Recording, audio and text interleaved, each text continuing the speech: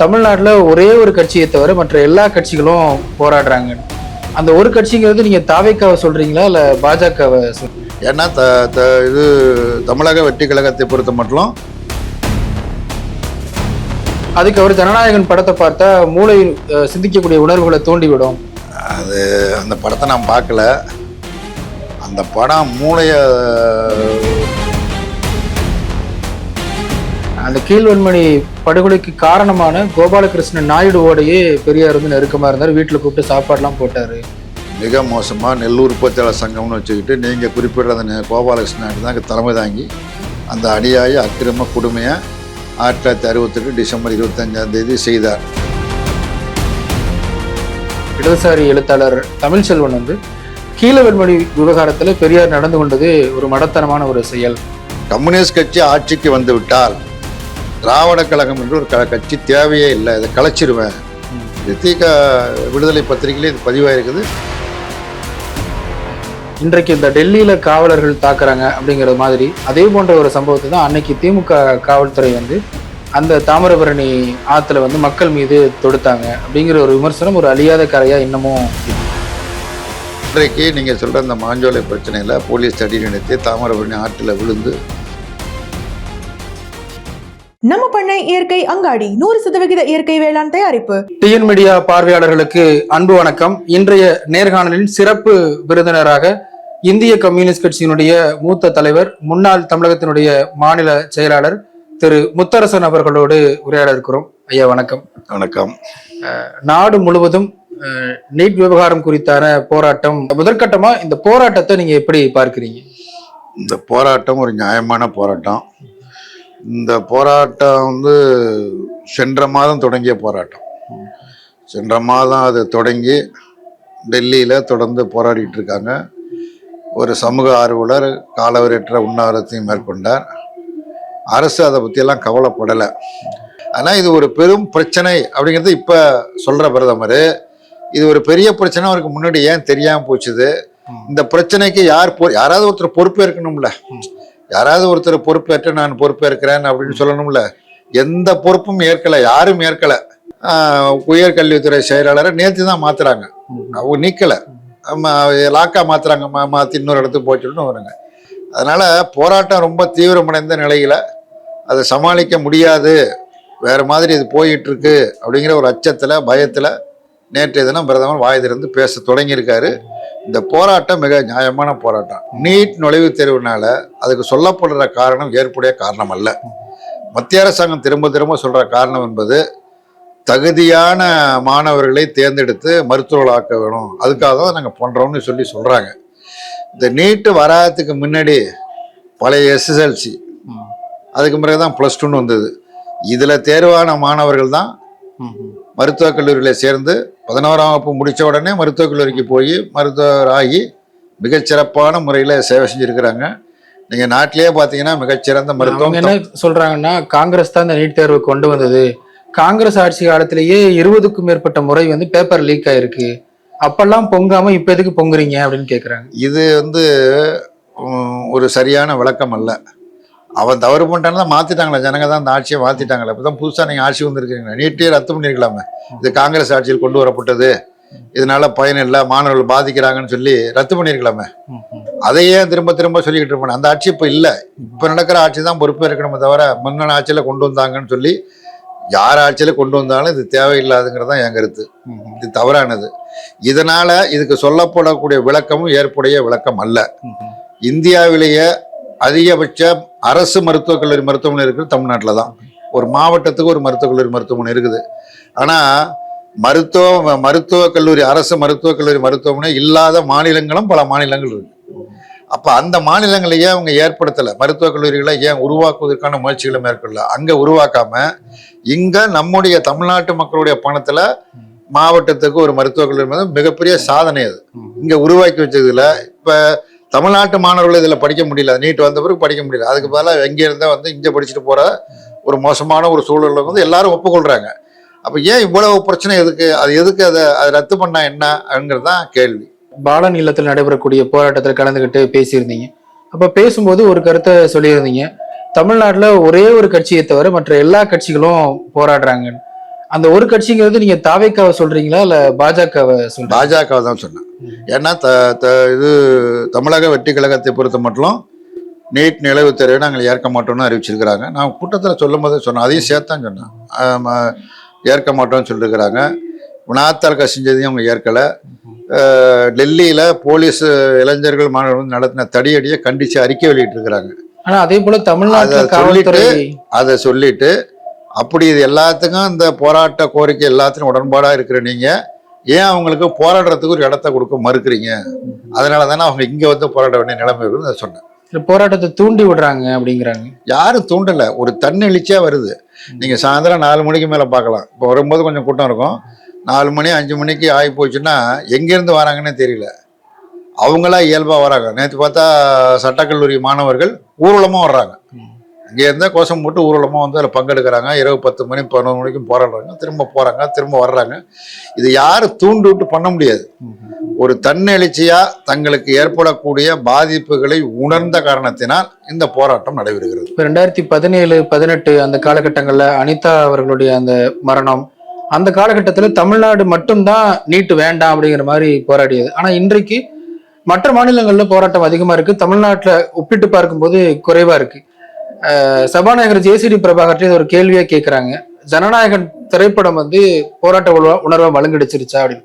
அதுக்கு அவர் ஜனநாயகன் படத்தை பார்த்தா மூளை சிந்திக்கக்கூடிய உணர்வுகளை தூண்டிவிடும், இது போன்ற ஒரு பதிலை சொல்றாரு. அந்த பதிலை நீங்க எப்படி எடுத்துக்கிறீங்க?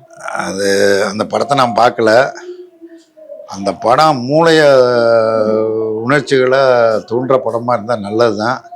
ஆனால் அதுக்கும் இதுக்கும் என்ன சம்பந்தம்? அது ஒரு திரைப்படம், அவ்வளவுதான். இல்ல, அந்த திரைப்படத்துக்காக எல்லாரும் போறாங்க, போராட்டத்துக்கு வர்றதில்ல அப்படிங்கிற. அது சில பேர் போறாங்க.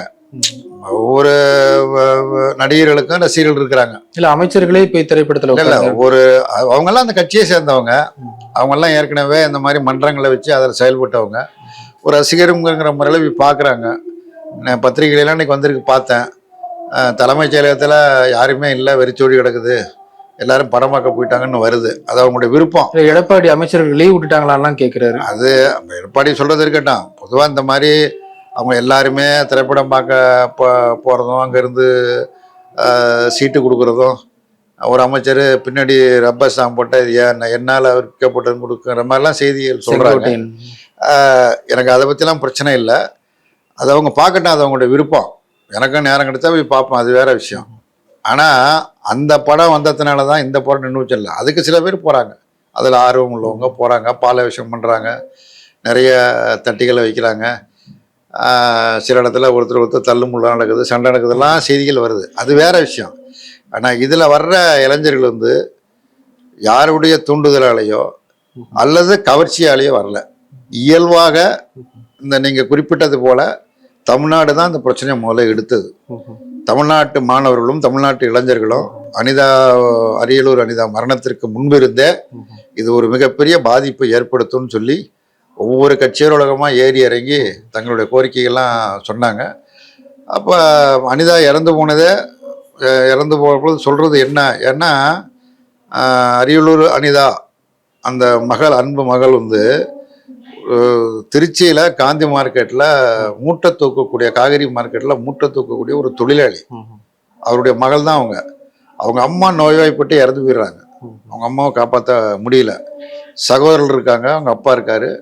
இந்த ஒரே பெண்ணு தான், இந்த பெண்ணு தான் வீட்டு வேலைகளையும் பார்த்து சமையல் மற்ற வேலைகளையும் பார்த்துட்டு ஒரு பிடிவாதமான முறையில் +2ல் படித்து அதிக மதிப்பெண் பெற்று ஒரு மருத்துவராகி தன் தாயை வந்து சரியான மருத்துவ வசதி இல்லாததுனால தான் இறந்து போனாங்க.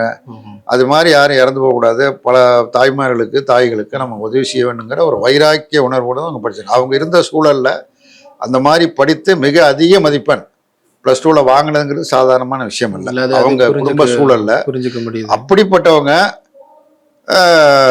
நீட் தேர்வில் பாஸ் ஆக முடியல. அவங்க என்ன சொல்கிறாங்க அப்படின்னா, என்னை போன்ற ஏழை தொழிலாளருடைய மகள் மருத்துவராக முடியாது அப்படின்னு தான் சொல்லி கடிதம் வச்சுட்டு அவங்க தற்கொலை பண்ணி சாகிறாங்க. அப்போயிலேருந்தே தொடர்ச்சியாக பார்த்தீங்கன்னா தமிழ்நாட்டில் அந்த நுழைவுத் தேர்வுக்கு எதிரான போராட்டம் தமிழ்நாட்டில் தொடர்ந்து நடந்துக்கிட்டே தான். ஆனால் நேற்றைக்கு நீங்கள் பேசும்போது எல்லா கட்சிகளும் இங்கே வர்றாங்க, ஆதரிக்கிறாங்க. அப்படி கடைசியாக பேசும்போது கீழே இருந்து ஒரு குரல் வருது, நீங்க இந்த கட்சி பேரை மறந்துட்டீங்கன்னு சொல்லிட்டு நாம் தமிழர் கட்சின்னு சொல்லிட்டு நீங்களும் அந்த கட்சியை அங்கீகரிச்சு நீங்க சொல்றீங்க. நாம் தமிழர் கட்சியும் தொடர்ந்து பல்வேறு மக்கள் போராட்டங்கள்ல கலந்துகிட்டு வர்றாங்க. நாம் தமிழர் கட்சியை நீங்க எப்படி மதிப்பீடு செய்வீங்க, குறிப்பா இந்த போராட்டம்? இந்த பிரச்சனை ஒரு கட்சி சார்ந்த பிரச்சனை அல்ல. நீட் நுழைவுத் தேர்வை ரத்து பண்றது, அமைச்சர் ராஜினாமா செய்யறது, இறந்த குழந்தைகளுக்கு இழப்பீடு கொடுக்கணுங்கிறது ஒரு கட்சி சார்ந்த பிரச்சனையே அல்ல. இது ஒரு பொதுவான பிரச்சனை. இந்த பொதுவான பிரச்சனை பிஜேபி தனிச்சு நிற்கிது, அவங்க பிடிவாதமா இருக்கிறாங்க. அதனாலதான் இந்த ஒரு கட்சியை தவிர மற்ற எல்லோரும் இந்த நிலைப்பாட்டை ஆதரிக்கிறார்கள், இந்த கோரிக்கையை ஆதரிக்கிறாங்க அப்படின்னு சொன்னாங்க. இப்பயும் நான் அதான் சொல்றேன். நாம் தமிழர் கட்சி மட்டும் இல்ல, தமிழ்நாட்டில் இருக்கிற அரசியல் கட்சிகள்ல பிஜேபியை தவிர மற்ற அத்தனை அரசியல் கட்சிகளும் இப்போ பிஜேபியோட அதிமுக உறவுல இருக்குது. ஆனா அதிமுக எதுக்குறாங்கல்ல. பாட்டாளி மக்கள் கட்சி உறவா தான் இருக்காங்க, பாட்டாளி மக்கள் கட்சி எதுக்குறாங்கல்ல. தமாக உறவா தான் இருக்குது, இப்போ உறவு இல்லை, ஆனாலும் அவங்க எதுக்குறாங்கல்ல. பிஜேபியை தவிர மற்ற எல்லோரும் நீட் நுழைவுத் தேர்வை ஏற்கலை. அதுதான் நான் சொன்னேன், எல்லோரும் ஆதரிக்கிறாங்க அப்படின்னு. இப்போ இன்னைக்கு கூட எல்லாரும் வர, எல்லாரும் வந்து பேசிட்டு தான் போயிட்டு இருக்காங்க, வாழ்த்து சொல்லிட்டு தான் இருக்கிறாங்க. இப்ப நாம் தமிழர் கட்சி சீமான் அவர்கள் ஒரு கட்டத்துல பெரியாரை மிக கடுமையான விமர்சனங்கள்லாம் முன் வச்சிருந்தார். இப்ப இடதுசாரி இயக்கங்கள்ல இருந்தும் அது போன்ற ஒரு குரல் வந்து வருது. இடதுசாரி எழுத்தாளர் தமிழ்ச்செல்வன் வந்து கீழவெண்மணி விவகாரத்துல பெரியார் நடந்து கொண்டது ஒரு மடத்தனமான ஒரு செயல், கம்யூனிஸ்டுகள் வந்து அரசியலுக்கு வரவே கூடாது, கம்யூனிஸ்டுகளை ஓட ஓட விரட்டணும், இப்படிலாம் பெரியார் பேசியிருக்காரு. நான் பெரியார் குறித்து இடதுசாரி இயக்கங்கள் மறு திறனாய்வு செய்யணும் அப்படின்னு தமிழ்ச்செல்வன் ஒரு கருத்தை சொல்லியிருக்கிறாரு. அது எப்படி? அது அவருடைய கருத்து. அவர் ஒரு நல்ல எழுத்தாளர், அவர் மதிக்கத்தக்க தோழர்.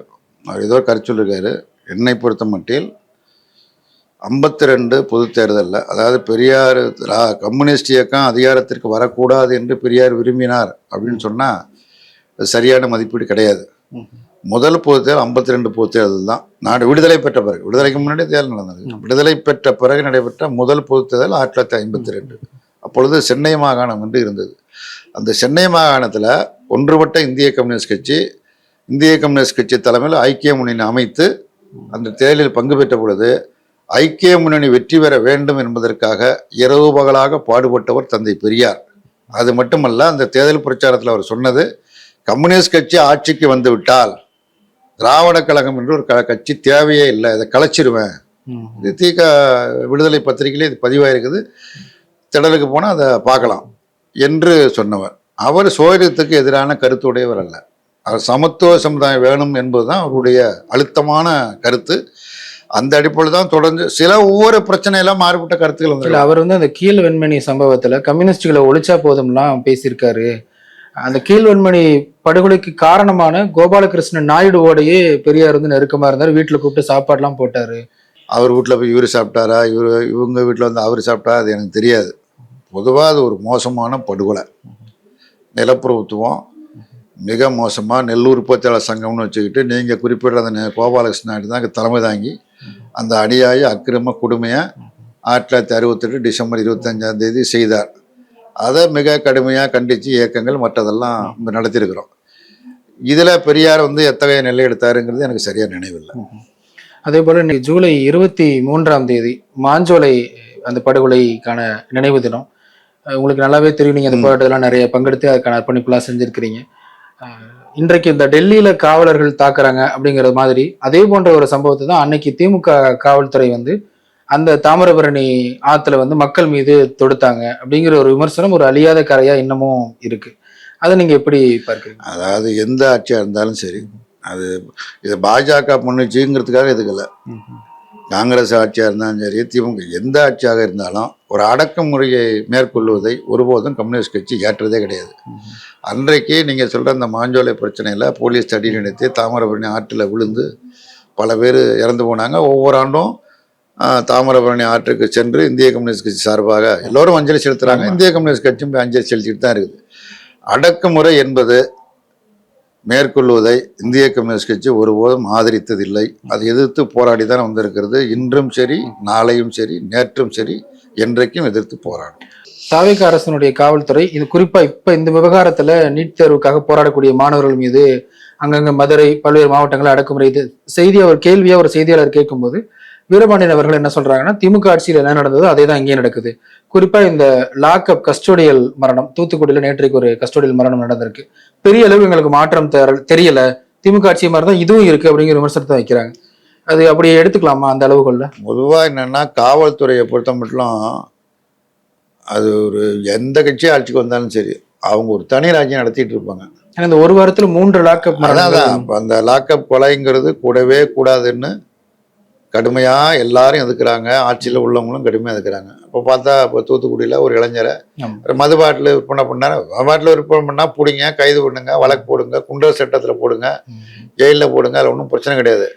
ஆனால் கொண்டு போய் அடித்து மண்டையை உடைச்சி காயப்படுத்தி அவனா செத்து போயிட்டான்னு சொல்றதுக்கு பாருங்க. தானா நோய் வச்சு விட்டான், அப்புறம் ஏன் மொட்டை அடிச்சிங்க? எதுக்காக மொட்டை அடிச்சு மருத்துவமனையில் அவருக்கு வந்து சிகிச்சை அளிக்கணும்? அப்போ அடிபட்டு இருக்காருல்ல, எப்படி தானாகவே செவுத்துல மோதி மண்டையை உடைச்சிக்கிட்டாரா? இது சொல்லப்படுற ஒரு காரணம் ஏற்புடைய காரணம் அல்ல. காவல்துறை தன்னுடைய நிலையை வந்து மாற்றணும். அது அரசாங்கம் தான் மாற்றணும், நம்ம மாற்ற முடியாது. அது மாற்றிக்கல அப்படின்னு சொன்னால் தொடர்ந்து இந்த மாதிரி பிரச்சனைகள் வரத்தான் செய்யும். அவங்க மாறுற மாதிரியே தெரியல. அது எந்த ஆட்சியாக இருந்தாலும் சரி, எந்த ஆட்சியாக இருந்தாலும் ஏதாவது பண்ணிக்கிட்டே தான் இருக்காங்க. அவங்க என்ன நினைக்கிறாங்கன்னா, காய் சட்டை போட்டாச்சுன்னா அவங்க தான் சகல அதிகாரமும் படைத்தவர்களாக அவங்க கருதுறாங்க. சகல அதிகாரம் படைத்தவர்கள் அல்ல. அவங்க சட்டத்துக்கு உட்பட்டு தான் அவங்களுக்கு செயல்படணும். ஒரு போராட்டம் நடக்குது அப்படின்னா, போராட்டம் நடக்கிறதுக்கான அனுமதியை வழங்கியிருப்பது அரசாங்கம் அல்ல, அரசியலமைப்பு சட்டம். அம்பேத்கர் உருவாக்கிய அரசியலமைப்பு சட்டம் வெறும் வாக்குரிமை அல்லது தேர்தலில் போட்டி போடுற உரிமையை மட்டும் வழங்கல, போராடுவதற்கான உரிமையும் வழங்கியிருக்கிறது. ஆயுதம் இல்லாமல் எந்த போராட்டத்தையும் நடத்தலாம். உண்ணாவிரதம் இருக்கலாம், மறியல் பண்ணலாம், ஆர்ப்பாட்டம் பண்ணலாம், தர்ணா பண்ணலாம், சாலை மறியல் பண்ணலாம், ரயில் மறியல் பண்ணலாம், என்ன வேணாலும் பண்ணலாம். ஆயுதம் இருக்கக்கூடாது ஒண்ணுதான். ஆனா ஒரு சாதாரண ஒரு இடத்துல போலீஸ்க்கு அனுமதி கேட்டால் ஏன் அனுமதி கொடுக்க மாட்டேங்கிறாங்க? அனுமதி கேட்குறாங்க. நாங்கள் வந்து நீட் நுழைவுத் தேர்வு இல்லை ஏதோ ஒரு பிரச்சனைக்காக நாங்கள் எங்களுடைய கருத்தை வந்து வெளிப்படுத்தணும். போராட்டங்கிறது அரசாங்கத்திற்கு எதிராக எடுத்துக்கொள்ளவே கூடாது. அரசாங்கத்தின் கவனத்திற்கு கொண்டு வருவதுக்கு தான் போராட்டம். இப்போ டெல்லியில் போராட்டினாங்கன்னா, டெல்லியில் போராட்டத்தினால தானே அரசு கவனத்துக்கு போய் இப்போ ஏதோ பேசுறதுக்கு வர்றாங்க. தீரமா தீராதுங்கிறது வேறு, ஆனால் கவனத்துக்கு போகுது இல்லை. அதே மாதிரி போராட்டம் ஒரு பிரச்சனையில் நாங்கள் போராட வேண்டும், நாங்கள் ஆர்ப்பாட்டத்துல ஏன்னா நீங்கள் ஒதுக்கி வச்சிருக்கிறீங்க, இன்னும் இடத்துல தான் சென்னையில் பண்ண ஒரு 3 இடத்த வச்சிருக்கிறீங்க, அந்த 3 இடத்துல இடத்த கொடுங்க. நீங்கள் இடத்த கொடுக்க மாட்டீங்க, பண்ணுனா நீங்கள் அனுமதி இல்லாமல் அனுமதியை கொடுக்க வேண்டிய நீங்கள் அனுமதி கொடுக்க மாட்டேன்னு மறுத்துட்டு அனுமதி இல்லாமல் போராடினார்கள், ஆகவே நாங்க கைது பண்ணோம், ஆகவே நாங்க கலைச்சோம், கலைய மறுத்தாங்க, ஆகவே நாங்க அடிச்சோம். இது என்ன நியாயம்? இது அரசியலமைப்பு சட்டப்படி போராடுவதற்கு உரிமை உண்டு. ஒவ்வொரு நகரத்திலையும் எந்தெந்த இடத்துல இந்த மாதிரி இயக்கம் நடத்தலாங்கிறதுக்கு போலீஸ் இடம் ஒதுக்கி வச்சிருக்கிறாங்க. பொதுக்கூட்டம் நடத்துறது எந்த இடம், போராட்டம் நடத்துறது எந்த இடம்னு வச்சிருக்கிறீங்க. உங்கள்கிட்ட அனுமதி கேட்டுதான் கேட்குறாங்க. நாங்கள் இப்போ எத்தனாம் தேதி ஆர்ப்பாட்டம் பண்ணுறோம், அனுமதி, நீங்கள் அனுமதி கொடுங்க. நீங்கள் அனுமதி அதுவும் எப்போ சொல்கிறீங்க? நாளைக்கு போகிற நம்ம 3 நாளைக்கு முந்தைய கொடுக்கணும்பாங்க. அனுமதி கேட்டு 3 நாளைக்கு முந்தையே கொடுக்கணும்பாங்க. 3 நாளைக்கு முந்தைய அனுமதி கொடுத்துருவோம். கொடுத்த அடுத்த நாளே மறுக்க மாட்டாங்க. நாளைக்கு காலையில் போராட்டம் அப்படின்னா இன்னைக்கு ராத்திரி 12 மணிக்கு உங்களுக்கு அனுமதி மறுக்கப்பட்டதும்பாங்க. போராட்டத்துக்கான எல்லா ஏற்பாடும் நடந்திருக்கும். இது ஒரு எரிச்சல் விட்டுற விஷயம் தானே. ஏன் அப்படி பண்ணுறாங்க? அப்படி பண்ண வேண்டிய அவசியம் என்ன? அவசியம் கிடையாது. அமைதியாக இருந்து போராட்டம் பண்ணலாம். வன்முறை பண்ணால் நீங்கள் தடுத்து நிறுத்துங்க, கைது பண்ணுங்க, என்ன வேணும். அப்போ கூட நீங்கள் அடிக்கிறது உங்களுக்கு ரைட்டு கிடையாது. அப்படி வன்முறை பண்ணால் கூட நீங்கள் கைது பண்ணி நீதிமன்றத்தில் நிறுத்தி அவர்கள் வன்முறை செய்தார்கள், இந்த மாதிரி சொத்து சேதமாச்சு, பொதுமக்களுக்கு சேதமாச்சு, பொது சொத்துக்களை சேதமாக்கினார்கள், எங்களை வேலை செய்ய விடாமல் தடுத்தார்கள் அப்படின்னு நீங்கள் என்ன குற்றச்சாட்டு என்ன பண்ணாங்களோ அதை நீங்கள் சார்ஜெட்டில் போட்டு நீதிமன்றத்தில் நிரூபித்து தண்டனை வாங்கி கொடுக்கலாமே தவிர அடிக்கிறது உங்களுக்கு யார் ரைட்டு கொடுத்தது? இப்படி அடிக்கிறதுனால என்னென்ன மாதிரியான பிரச்சனைகள் அரசுக்கு தான் கெட்ட பேர் வருது. இல்லை, அதே தான் வந்து என்னன்னு சொல்கிறாங்கன்னா, ஒரு வாய்மொழியா என்ன சொல்றாங்கன்னா, காவல்துறைக்கு வடிவம் இருக்கு, கருணாநிதி போலீஸ்னு ஒண்ணு இருக்கு, ஜெயலலிதா போலீஸை கையாண்ட விதம்னு ஒண்ணு இருக்கு. அதே போல தற்போதைய முதல்வர் விஜய் அவர்கள் காவல்துறைக்கு ஒரு கட்டற்ற சுதந்திரத்தை கொடுத்துட்டாரு. பாத்தீங்களா, திமுக எம்எல்ஏ மார்க்கண்டையன் கைது செய்யப்படும் போது கூட ஒரு ஏடிஎஸ்பி வந்து வெளிப்படையா பத்திரிகையாளர்களை நாக்க துருத்தி கெட்ட வார்த்தையில முடிஞ்சது பண்ணுங்கிற மாதிரி பேசுறாரு. முதல்வர் விஜய் வந்து இந்த காவல்துறைக்கு ஒரு கட்டற்ற சுதந்திரத்தை கொடுத்துட்டாரு, அதனால காவல்துறை நினைச்ச போதை இஷ்டம் போல செய்யறாங்க அப்படிங்கிற ஒரு குற்றச்சாட்டை வைக்கிறாங்க. கட்டற்ற அதிகாரம் அப்படிங்கிறது காவல்துறையினர் அதாவது எந்த நிர்பந்தங்களுக்கும் அடிபணியாமல் சுதந்திரமாக செயல்பட வேண்டும் அப்படிங்கிறது தான். அதனால அவங்க இஷ்டத்துக்கு எப்படி வேணாலும் செய்வாங்க அப்படி என்று ஒரு அதிகாரம் வழங்கப்பட்டிருந்தால் அது எந்த ஆட்சியாக இருந்தாலும் சரி ரொம்ப தவறானது. காவல்துறை சுதந்திரமா அவங்களுக்குள்ள கடமையை அவங்க செய்யணும். ஒரு குற்றவாளியை கைது பண்ண போறாங்க, ஆளுங்கட்சியை சேர்ந்த ஒருத்தர் அவர் கைது பண்ணாத அப்படின்னா அவருக்கு நெருக்கடி. அந்த மாதிரி இருக்கக்கூடாதுங்கிறதானே தவிர அவங்க என்ன வேணாலும் செய்யலாம், யாரை வேணாலும் அடிக்கலாம், என்ன வேணாலும் பண்ணலாம் அப்படின்னு போனால் அதுக்கு பேர் ஜனநாயகம் இல்லை, அது காட்டாட்சின்னு ஆகிடும். அது ஆட்சிக்கு தான் கெட்ட பேர் வரும். நிறைவு கேள்வியாக, கிட்டத்தட்ட 75 நாட்களுக்கு மேலாக தமிழக முதல்வராக விஜய் அவர்கள் ஆட்சி செஞ்சிருக்கிறாங்க.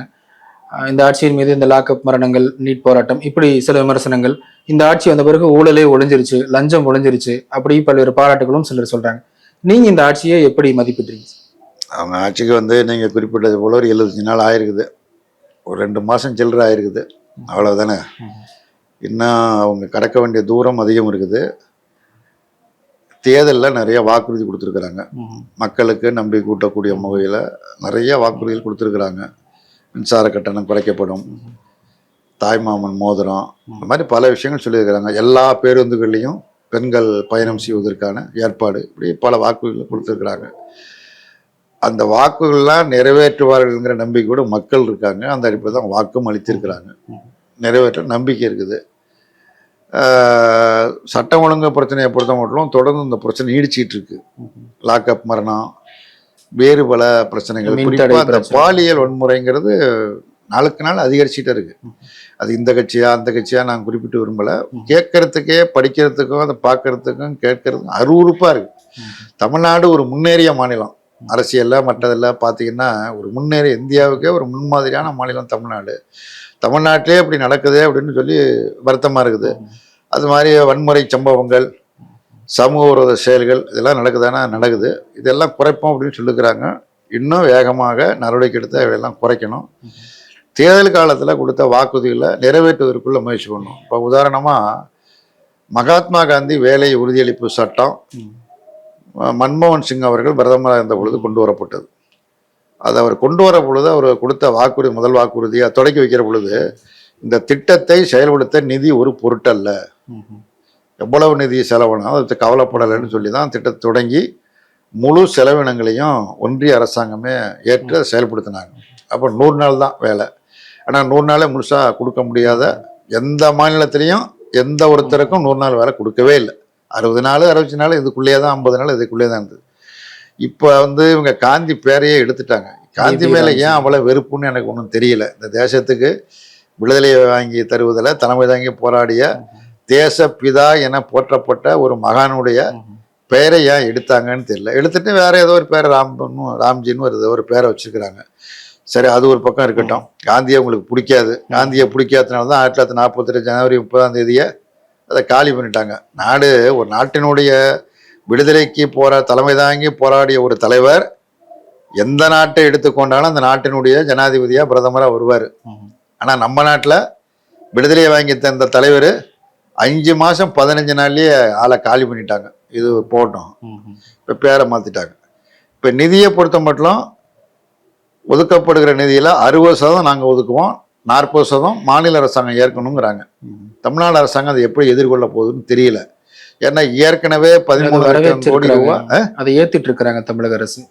அந்த திட்டத்தை ஏற்றுக்கிட்டாங்க. நிதிக்கு நான் சொல்றேன், அந்த கொண்டு வந்த திட்டத்தை ஜூலை 1 முதல் அமுல்படுத்தும்னு தமிழ்நாடு அரசாங்கம் அறிவிச்சிருக்கிறாங்க. ரைட்டு, எப்படி அமுல்படுத்த போறாங்க? அது அவங்க சொல்றது ஒரு நாள் ஒன்றுக்கு 345 ரூபா ஊதியம், 125 நாள் வேலை. அதை கணக்கு போட்டு பார்த்தா அதுக்குரிய நிதிக்கும் இவங்க ஒதுக்கி இருக்கிற நிதிக்கும் மலைக்கும் மடுவுக்குள்ள வித்தியாசம். அது ஒன்று. 2வது விஷயம், அவங்க நிதி ஒதுக்குற அதே நேரத்தில், ஒன்றிய அரசு ஒதுக்குற நேரத்தில் இவங்க 40% நிதி இவங்க போடணும். இவங்க போட்டால் தான் செயல்படுத்தலாம், செயல்படுத்த முடியாது. அவங்க 1 கோடி ரூபா போட்டாங்க, நிதி கொடுத்தாங்க அப்படின்னா 40 லட்ச ரூபா இவங்க கொடுக்கணும். அப்போ 1.40க்கு தான் வேலை, 1 கோடியே 40 தான் வேலை. அந்த நிதியை இவங்க எப்படி ஈடு செய்ய போறாங்க? ஏன்னா ஏற்கனவே ஒரு வெள்ளை அறிக்கை வெளியிட்டிருக்காங்க, 13 லட்சம் கோடி ரூபாய் தமிழ்நாடு அரசாங்கம் கடனில் இருக்கு அப்படிங்கிறாங்க. அப்படி ஒரு கடனில் இருக்கிற பொழுது இந்த இதை எப்படி அவங்க பண்ணுவாங்கன்னு இருக்கு. இதெல்லாம் பிரச்சனை. இதெல்லாம் அவங்க அவங்களுக்கு முன்னால் இருக்கக்கூடிய சவால். இதெல்லாம் எப்படி நிறைவேற்ற போறாங்க என்பதை பொறுத்திருந்தான் பார்க்கணும். கூடுதலா இடதுசாரி இயக்கங்கள், இந்திய விடுதலையின் போது 2வது பெரிய கட்சியா, தேசிய கட்சியா இருந்த ஒரு கட்சி, இன்றைக்கு எத்தனை நாடாளுமன்ற உறுப்பினர்களுக்கு தமிழக அளவில் எந்த அளவுக்கு இருக்கிறாங்க அப்படிங்கிறது ஒரு பெரிய கேள்விக்குறியா இருக்கு. வெகு மக்கள்கிட்ட இருந்து, இளைஞர்கள்ட்ட இருந்து விலகிருச்சு, அவங்கள்ட்ட கொண்டு போய் சேர தவறிட்டோம் அப்படின்னு நினைக்கிறீங்களா? அதாவது நீங்கள் குறிப்பிடுவது உண்மை. நாடாளுமன்றத்தில் எண்ணிக்கை மிக குறைவாக இருக்கிறது. மொத்தத்திலேயே இப்போ இடதுசாரிகளுக்கு 5 இடங்கள் தான் இருக்கு. சட்டமன்றத்தில் பார்த்தீங்கன்னா தமிழ்நாடு சட்டமன்றத்தில் 4 இடம் தான் இருக்கிறோம். ஆட்சியில் இருந்த மேற்கு வங்கத்தில், திரிபுராவில், கேரளாவில் இப்பொழுது இல்லை. இதெல்லாம் ஒரு பின்னடைவா? நிச்சயமாக பின்னடைவு, சந்தேகமே கிடையாது. ஆனால் அதே நேரத்தில் நாடாளுமன்ற சட்டமன்ற தேர்தலின் மூலமாக கிடைக்கிற வெற்றி தோல்விகளை வைத்து ஒரு கட்சியை மதிப்பீடு செய்ய முடியாது. இது ஒரு காலத்தில் பின்னுக்கு போகும், இன்னொரு டயத்தில் அது அமைப்பு ரீதியாகவும் பலவீனமாக இருக்கிறீங்க, முன்னுக்கு வருவதற்கு வாய்ப்பு உண்டு. அமைப்பு ரீதியாக பலப்படுத்துவதற்குள்ள முயற்சிகளை மேற்கொண்டிருக்கிறோம். மக்களோடு உள்ள தொடர்பை அதிகரிப்பு நடவடிக்கைகளை கட்சி தொடர்ந்து மேற்கொள்ளுது. உதாரணமாக நாட்டில் இருக்கக்கூடிய பல்வேறு மக்கள் பிரச்சனைகளை முன்வைத்து வருகிற ஆகஸ்ட் 6ஆம் தேதியிலிருந்து 15ஆம் தேதி முடிய இந்தியா முழுவதும் பாத யாத்திரை இயக்கம் நடத்துவது அப்படின்னு முடிவு பண்ணியிருக்கிறோம். அதனை தொடர்ந்து செப்டம்பர் மாதம் 1ஆம் தேதி டெல்லியில் லட்சக்கணக்கான தோழர்களை கொண்ட மக்களை திரட்டி ஒரு பெரிய பிரம்மாண்டமான பயணத்துவன்னு முடிவு எடுக்கும். அப்போ கட்சியை பலப்படுத்துறதுக்குள்ள முயற்சிகளையும் கட்சி மேற்கொண்டு வருகிறது. நிகழ்ச்சியில் பங்கெடுத்தமைக்கு மிக்க நன்றி. நன்றி நன்றி நன்றி. சேனல் வச்சிருக்கீங்களா? ஆங்கர் இல்லையா? ஸ்டூடியோ இல்லையா? கெஸ்ட் மட்டும் நீங்க சூஸ் பண்ணா போதும். ஒர்க் ஸ்பேஸ் தேவையில்லை, ரெண்ட் கொடுக்க தேவையில்லை. Studio, anchor, edit, social media upload வரைக்கும் நாங்க பாத்துக்கிறோம். TN digital solution 9942838831.